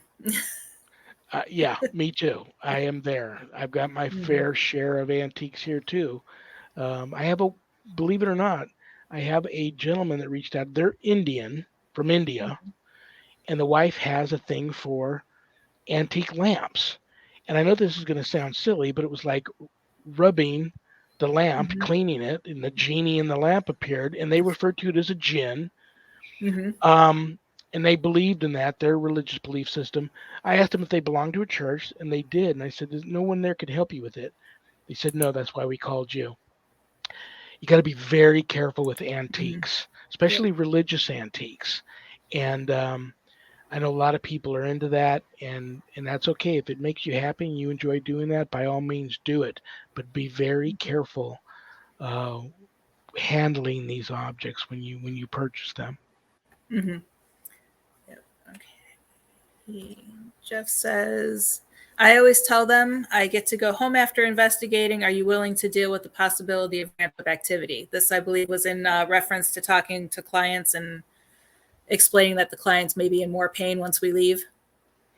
Wow, that's a great question too. Yeah, I tell them just know that I'm going to make sure before I leave they know how to fight back, and I make sure they know that they have to continue to fight back, no matter how long it takes, no matter how many times they feel all is lost, never to give up and keep fighting back. That's why most of the people I help, and I'm not judging here, and I don't try to convert anybody. I'm a baptized Catholic, but ordained through a Christian university. Um, I usually will only show up at your home if you are of a Christian belief system. There are times where I've helped people who at least believe in a much higher vibrational power of love and light that watches over us versus those very low malevolent vibrational entities that are wreaking all the havoc in their life. If they can at least believe in that, whatever name they attach to it, I'll go and help. But usually, I'm best suited helping Christians and Catholics. And if people are of a different religious belief system or not, many atheists reach out to me and say, if you had asked me a week ago if I believed in this stuff, I would have told you absolutely not. Now I feel different because I'm being attacked. I will find somebody. Like I said, I don't want to go and stir the pot or poke the bear. Mhm. If I believe I'm not best suited for that particular client, I will find somebody who is and make arrangements to send that team there or that investigator there to work with that team because I don't want to make things worse. Right. And you need to help the client based on their beliefs or, or their non beliefs because, you can't use, like a pagan practice or a pagan ritual to help a Catholic because the Catholic's not going to believe in it. And so then what you do is not going to stick type of Absolutely. thing. You kind of got to go with whatever the homeowner, or whoever's being affected, what they believe in. So that way they can have the power of belief behind it. Yes, the power of belief, power of prayer, Mm-hmm. faith, whatever that faith is in, Yep. it's very powerful stuff. Mm-hmm. Yep. Yeah, it's more powerful than a lot of us like to believe in. Okay. Andrea says, I've always had very vivid dreams since I was a child, some good, some bad. In fact, my father came to me after he passed when I was younger. I feel there was spiritual warfare going on when I was asleep. Is this possible? And then she Oh, followed it up with or could it be sleep paralysis? great question, Andrea. All of the above. But I totally, yes, during your sleep time is when you're most vulnerable. So you probably experienced your fair share of spiritual warfare going on while you were sleeping. You and I have a lot in common. And both parents of mine, may they rest in peace, have visited me during dreams, and you can always tell the difference between just this, you know, like Scrooge said, an undigested piece of meat. Uh, that's causing this dream. You can tell the difference between just a dream and Mhm. something more than a dream, like an actual spiritual visitation while being in dream state or asleep. So yeah, I believe, Andrea, that you experienced all of the above. Sleep paralysis, that's a very real thing. It's been proven by medical professionals, but there's also demonic attacks that happen, whether it's succubus or incubus, or sometimes just particular types of demons that prey on you when you're most vulnerable, that will cause that sleep paralysis type. You don't have the capability to move, to breathe, to holler for help or anything, and you know that you're under attack. You can feel something laying on you. You can feel something squeezing your neck. You can feel and smell that nasty demonic breath. Keep your mouth closed. I don't talk about this a lot on these shows, but I'll just throw it out there. Demonic venom usually manifests itself in the form of a black tarry substance that many times, if you see a demon, they will vomit it up on you. Don't ingest that. You will become very, very ill and possibly could die from it. And that happens to many people while they're on their back sleeping and they wake up and they're under the attack from a demonic entity, and they will get vomited up on this demonic venom at times, depending on how powerful the demon is and how severe this demonic infestation or oppression or, God forbid, possession is going on at this location. You got to be very, very careful with that. So, Andrea, I hope all of that stuff is going in your life is better now. But if not, reach out and get some help with that. Mhm.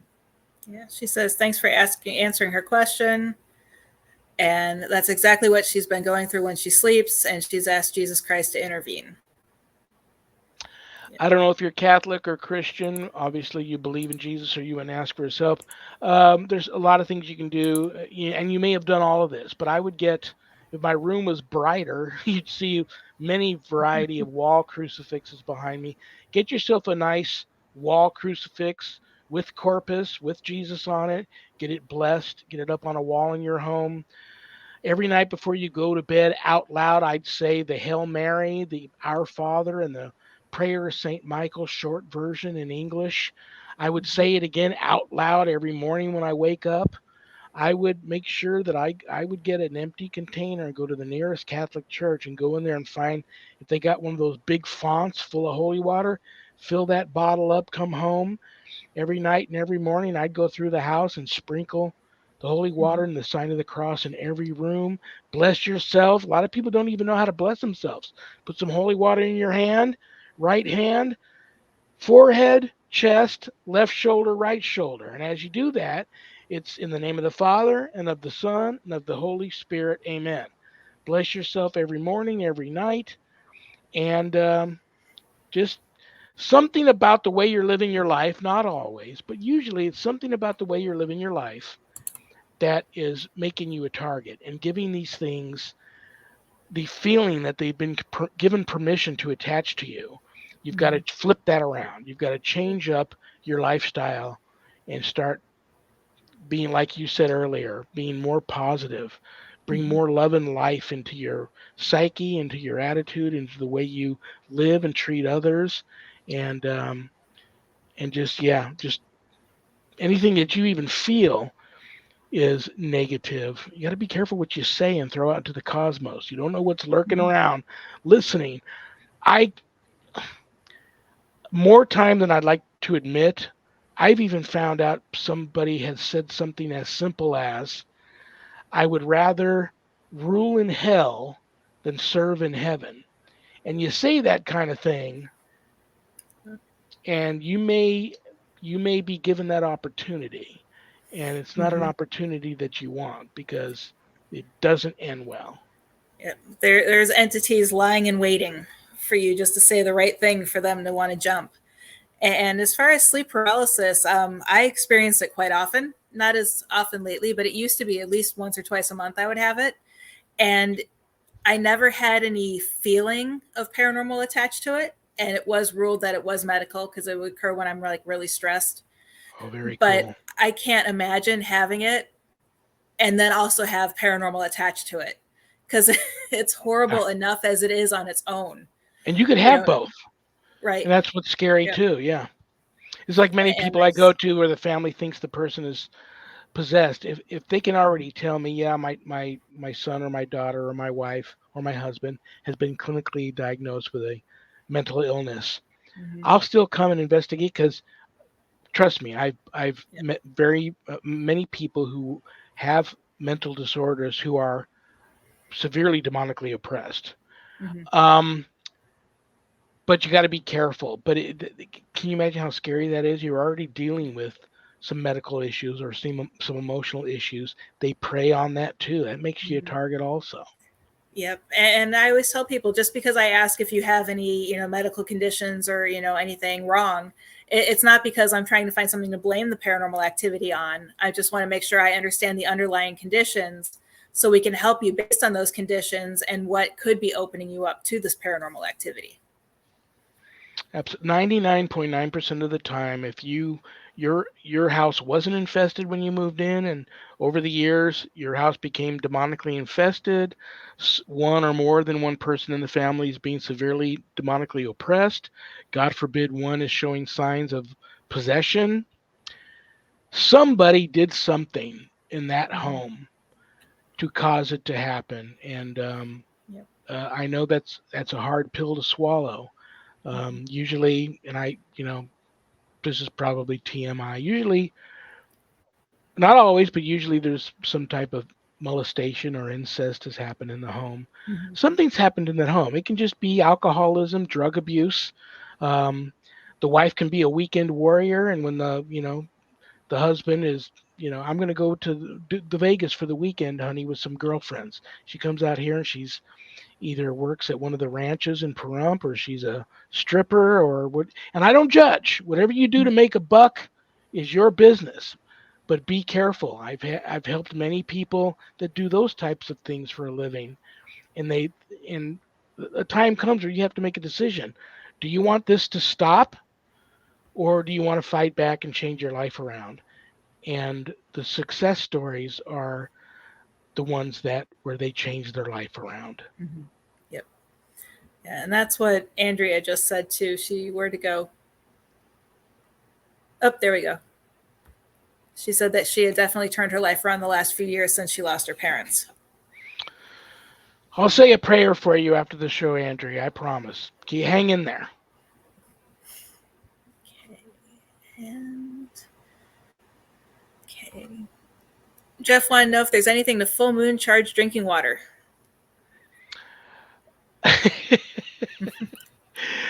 I've never been asked that before. I don't know. I wish I could answer that. It couldn't hurt. Give it a shot. No, Let me I know. know. I know full moon charged water, because I actually have a vial in my bathroom, is renewal, cleansing. So drinking it, I mean, if you put a bottle of water out, I don't see it not causing harm as long as it's sealed when you put I've it I've outside. I've I've taken a shot or two in my day of holy Mm-hmm. water.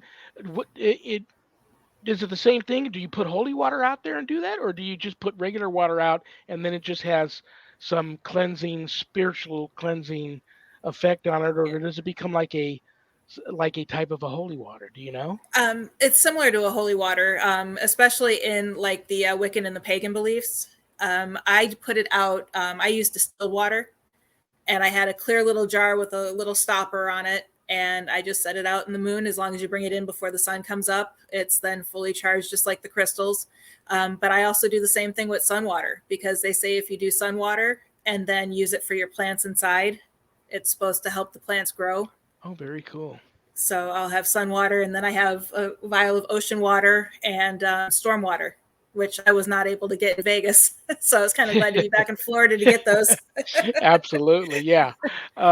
It's funny you mentioned distilled. I have always only used purified. I go there to, Mm-hmm. I will get these big gallon jugs of water, and Yep. there's all types there: reverse osmosis, Mm-hmm. drinking, purified, distilled.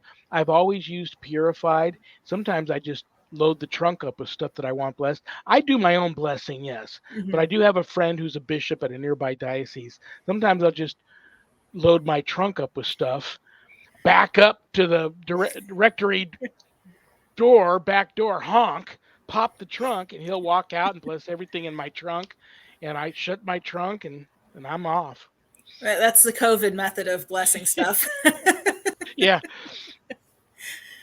Okay, and then how often are you on air? I'm not sure if My that's towards you or me, so we'll both answer it. Okay. My show is called Reverend Shawn Whittington's Paranormal Ministry Live, and it is on my Reverend Shawn Whittington's Paranormal Ministry Live Facebook page. And I think right now I'm simulcast on half a dozen other um, Facebook live stream platforms, networks, like Things Network and Packed Podcasting for All Coming Together channel, Skeleton Key Network, Temple of Phoenix Rising Network, I believe.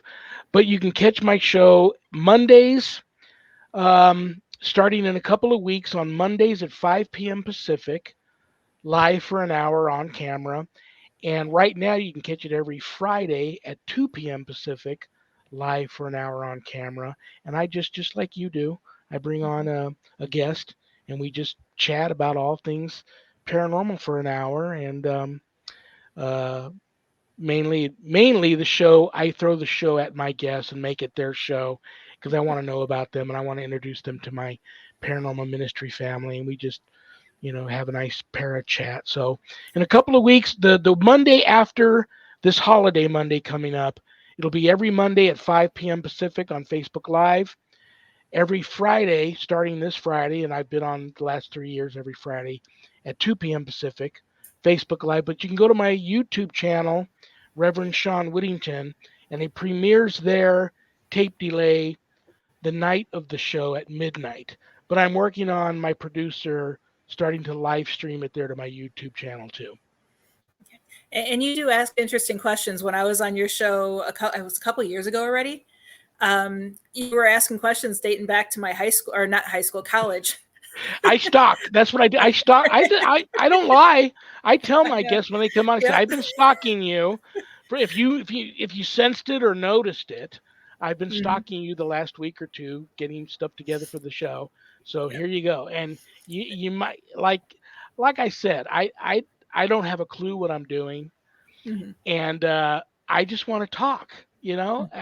I may have a show where we don't even talk about anything paranormal. We may talk about, if you had a bad experience at the last Korean pedicure shop you went to, and ended up with some toe fungus. Mm-hmm. Let's do an exorcism on your feet. You never know what we might talk about, and I may find something in stalking you that I just know she's not going to expect me to ask about this, but I want to know about it, so I'm going to ask. Yeah. I And I hadn't let even my guests thought know that. if I ask you anything that you're uncomfortable with, just say, Rev, I'd rather move on off the topic. And that occasionally happens too. And I will move on off. My number one rule is I want my guests to have fun so they'll want to come back. Yeah. And that's my story, and I'm sticking to it. Yeah. And I definitely did have fun. I'm looking forward to being on your show later this year too. You're coming So up yeah. twice. Yep. No, you were coming up twice, I believe, in July, but we had to reschedule one because of your knee surgery. But I Right. think you're on in July on a Friday, and then Mm-hmm. you're back on a Monday in Yep. August on my show. So Mm-hmm. I'm looking forward to it. We'll have fun. Oh, definitely.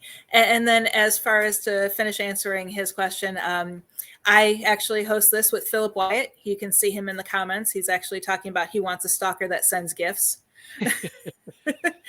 We co-host Ghost Education 101. We take turns, and we air every other Wednesday from 9 p.m. Eastern to 11. And we kind of do what you see tonight. Sometimes we'll have presentations. The haunted librarian is a popular guest that we have, and she's one of our educators that we have. I just started hosting a new show that airs before Ghost Education 101 on every other Wednesday, starting from 7 to 9. But today we canceled it because we didn't have a topic and my guest couldn't show up. And then opposite weeks, I'm live from 8 to 10 or 8 to 10 Eastern with the Warren Legacy Foundation hosting the Warren Files. And we talk about all things paranormal, as well as we've talked in the past about some of the cases that Lorraine Warren have done. So that's where you can find me. We're on our Facebook pages. We upload to YouTube, as well as we're on Paranormal United Network, which I believe they are still called Parallax now. I think they changed their name. And that's where you can find our shows. Very, very cool. Like I said, I love the beginning of your show. I don't know who put that Yeah, together. And I've yeah, had Philip. I've had Philip on my show before. that's who put it together. Yeah. Yeah, I'm gonna have to reach out to Philip again. He last couple of Mm-hmm. times I saw pictures of him, he looked like he was just waiting for somebody to ask him to come on and give him a hard time about stuff. So you can let him know I'll be reaching out to him soon. Yep, I will. And actually, he's watching right now because he asked the next question. Can having a person in a home that's ill, let's say with cancer, could that attract an earth dwelling spirit to the home? Um, okay, we got 9 minutes left, but I'm going to give you the abridged version of this story, and I'm going to try not to get too emotional because I haven't really talked about this story in a long time, and it's in the book. Um, my wife and I both are survivors of severe demonic attacks. Hers was very ugly. It left her with three very rare forms of cancer.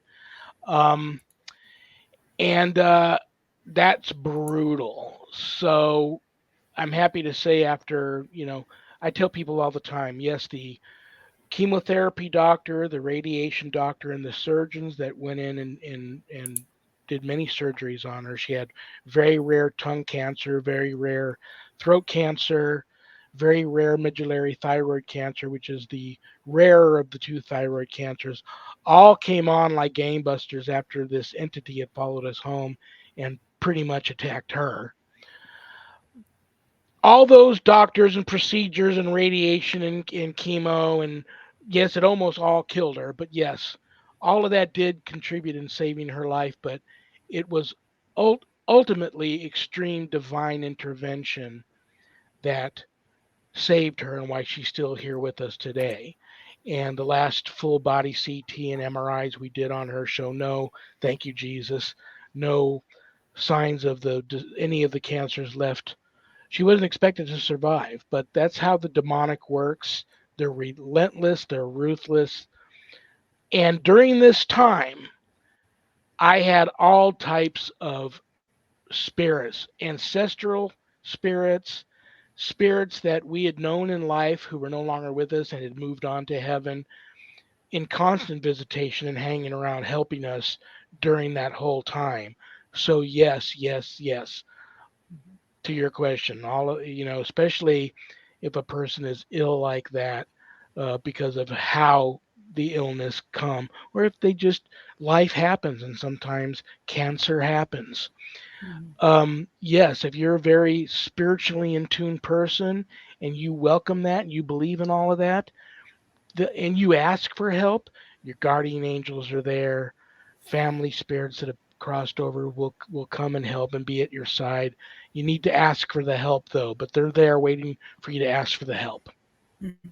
Yeah, and I mean, I know Philip knows the story, and I don't remember if I shared it on your show or not, but 4.5 years ago, January of 2018, we received a call. We were getting ready to board a cruise ship, but I received a call from my doctor telling me to get to the emergency room right away because my blood work came back and I was stage 5 and kidney failure.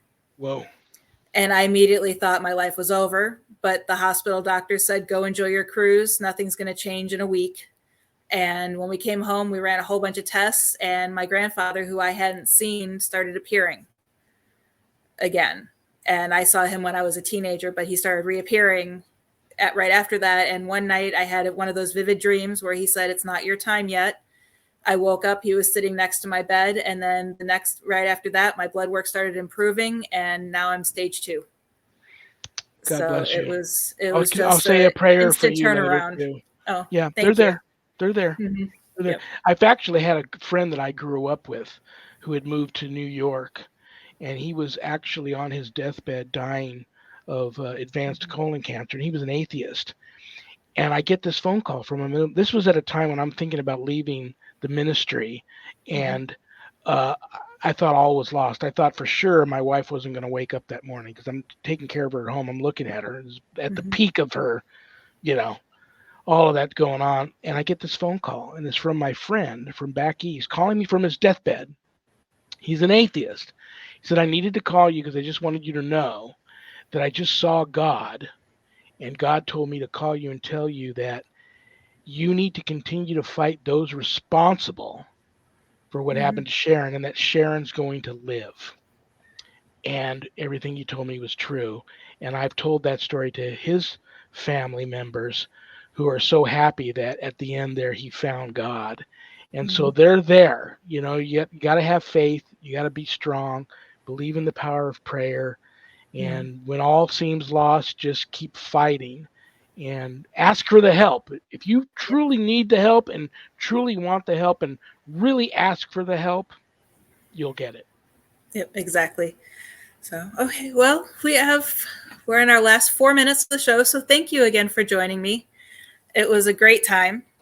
For those of you who are joining now, I will make sure I get Reverend Shawn's information on our Facebook page so that way you can figure out how to contact him. But it was, if I remember, it was ghost-b-gone.biz. Perfect.